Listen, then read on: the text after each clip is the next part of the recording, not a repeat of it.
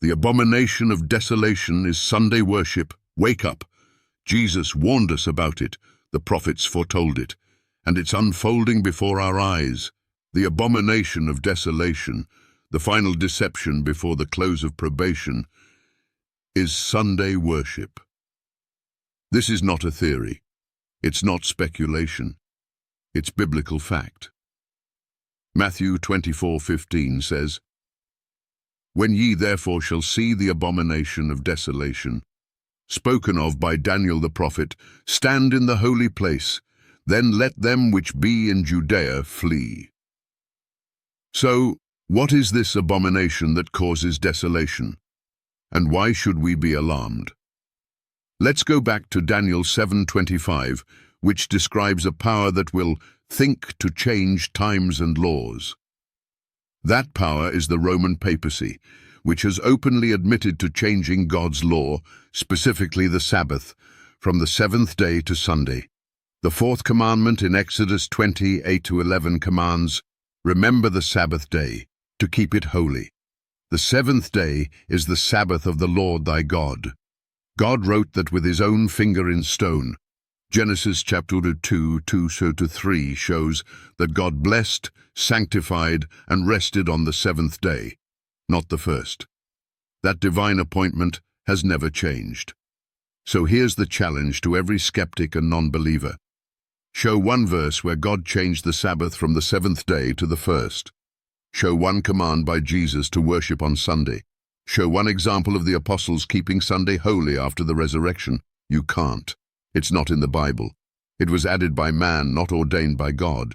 So what does this have to do with the abomination of desolation? The abomination is false worship, placing man's law above God's. And desolation is the result, the outpouring of God's wrath upon a world that rejects his commandments. In the end times, Sunday worship will be enforced by civil law, and when that law stands in the place where only God's law belongs, in the hearts and worship of people, it becomes the final abomination. Revelation 13:15-17 tells us that a global power will cause all to worship the image of the beast and receive a mark in their right hand or forehead.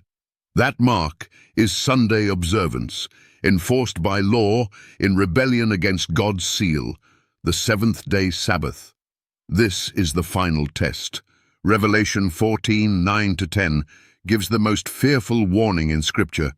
"If any man worship the beast and his image and receive his mark, the same shall drink of the wine of the wrath of God." Worshipping on Sunday is not just a matter of tradition, it's a matter of allegiance.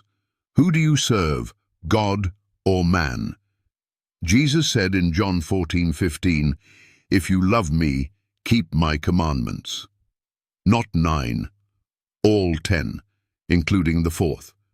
When Sunday worship is enforced by law, it becomes the ultimate act of defiance. That is why Jesus said to flee when you see the abomination standing in the holy place. The church and state will unite to enforce a law God never gave. That is the abomination of desolation, and it's already rising. Wake up. The Sabbath is God's eternal sign.